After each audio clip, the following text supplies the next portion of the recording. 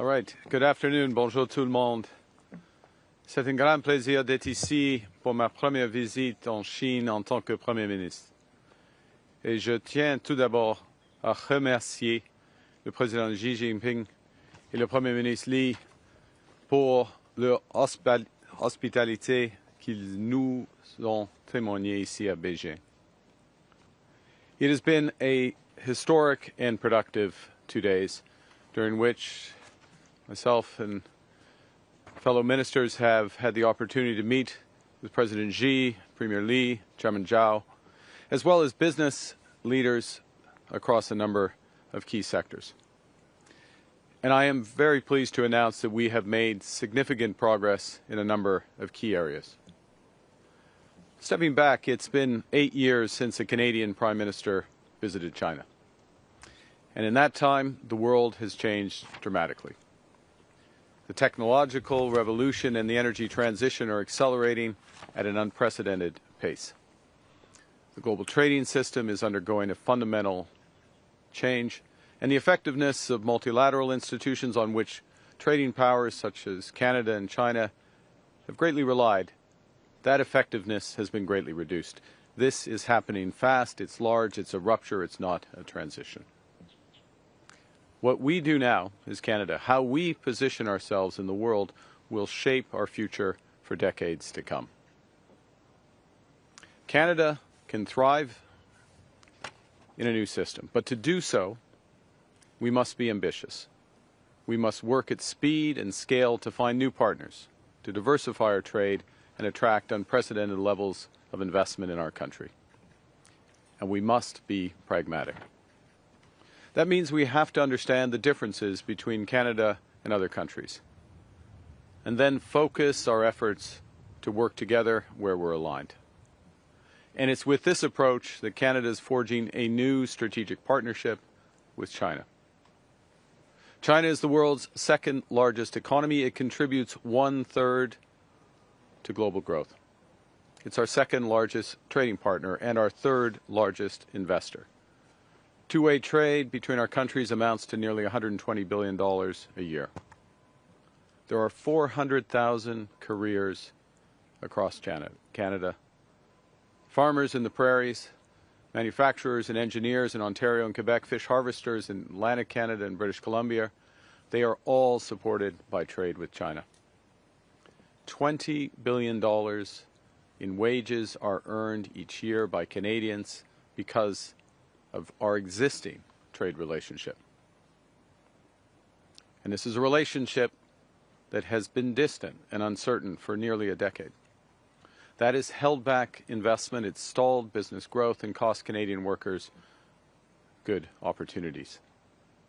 And it has had the consequence of leaving us even more dependent on our largest trading partner. And that's why immediately after the election, Canada's new government began to recalibrate our relationship with China, strategically, pragmatically, and decisively. Peu après les élections, j'ai discuté avec le Premier ministre Li. 2 mois plus tard, nous nous sommes rencontrés à New York. En octobre, j'ai rencontré le président Xi en Corée du Sud. Avec un dialogue soutenu, constructif et pragmatique, notamment à travers les visites de nos ministres et des membres de notre caucus en Chine, nous renouvelons cette relation afin qu'elle génère des résultats ambitieux pour les populations des deux pays. Ours is a long-standing relationship. Canada was one of the first Western nations to recognize China in 1970. Over many decades, Chinese Canadians have helped build communities in every part of our country, from dynamic small businesses to schools and hospitals, straight through to innovation across advanced technologies. Partout en Chine, il y a des entreprises canadiennes comme Manuvie, CAE et la Banque de Montréal qui font affaires en Chine depuis longtemps. Leur présence ici bénéficie aussi évidemment à l'économie canadienne. Et j'aurai le plaisir de rencontrer plusieurs de ces entreprises plus tard dans la journée. Je serai heureux de leur parler des possibilités élargies qui s'offrent à elles. There are 2 million Canadians of Chinese descent, leaders across commerce, technology, and culture. Mandarin is Canada's fourth most spoken language. There is much to protect in this relationship and much on which to build and much to be gained. So leveraging our strengths and focusing on areas of alignment, Canada and China can create greater stability, security, and prosperity for both our nations.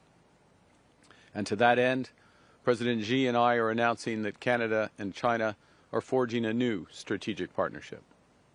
It will focus on 5 key areas where both our nations stand to make substantial and sustained gains. The first is in clean energy and climate competitiveness, areas where Canada and China have immense strengths and complementary strengths. Second, we're expanding trade, particularly in agriculture and food, where Canada is a reliable partner. Third, our commitment to multilateralism and strengthening global governance comes at a time when all of this is in flux. Fourth, we're deepening engagement in public safety and security to protect our peoples. And finally, people-to-people ties in culture are being enhanced to enrich our lives. To begin, we're leveraging our strengths in energy, clean tech, and climate competitiveness. Canada is an energy superpower in both conventional and clean energies. We have an over 80% clean electricity grid with vast potential to power the clean economy of the future.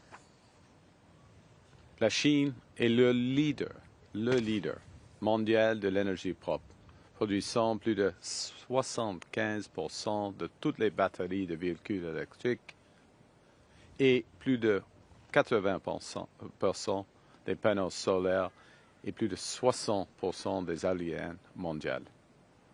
Avec un partenariat renforcé tant dans le stockage que dans ce qui a trait à la production, nous pourrons coopérer pour réduire les émissions et stimuler de nouveaux investissements massifs dans les technologies et l'énergie propre. China's strengths in electric vehicle sector are undeniable.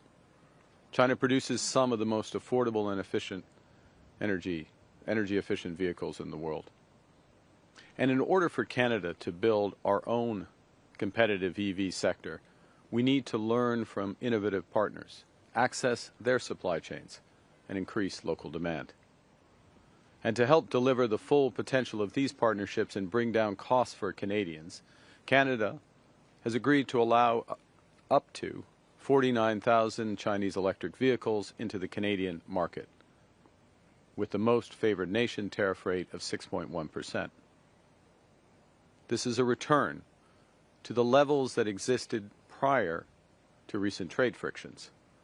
But it's a return under an agreement that promises much more for Canadians.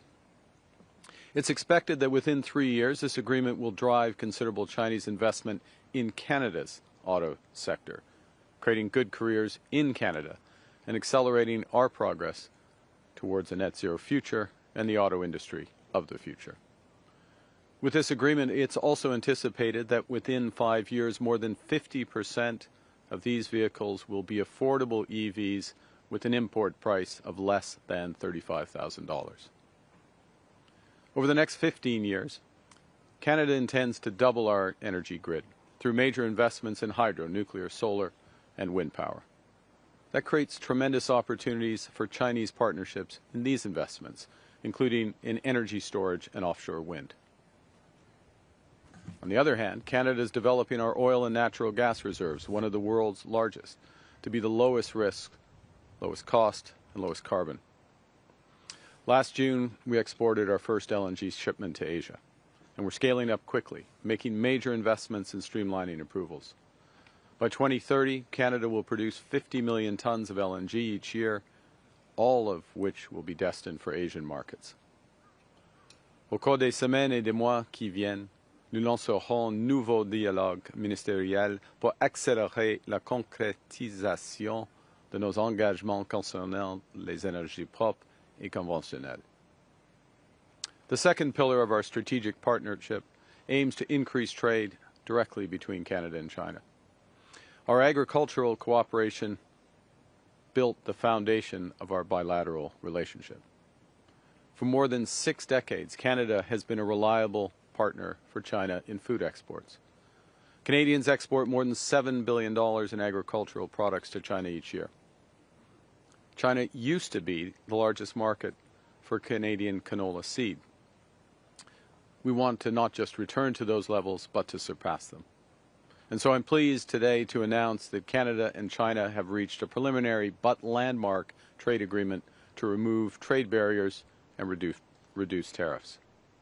By March the 1st, Canada expects that China will lower tariffs on Canadian canola seed to a combined rate of approximately 15%. China is a $4 billion canola seed market for Canadian producers, and this change represents a significant drop from the current combined tariff levels of 84%. Furthermore, Canada expects that Canadian canola meal, as well as Canadian lobsters, crabs, and peas, will not be subject to relevant anti-discrimination tariffs from March 1st of this year until at least the end of this year. Together, these results will unlock nearly $3 billion of export orders for Canadian farmers, fish harvesters, and processors as they realize the full potential of this market of 1.4 billion people.